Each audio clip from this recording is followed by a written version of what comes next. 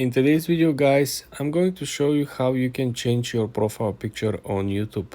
You want to make sure that you have the most recent update on the app, so things will be very easy. Let's launch the YouTube first. I want you to click on the lower right corner at your profile picture. Then, like I said, if you have the most recent update, the easiest way to do is just to click on the profile picture that you see on the upper left.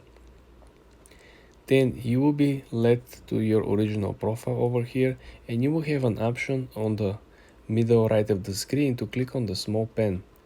When you click on the pen, you will be led to this landing page where you can change the background image.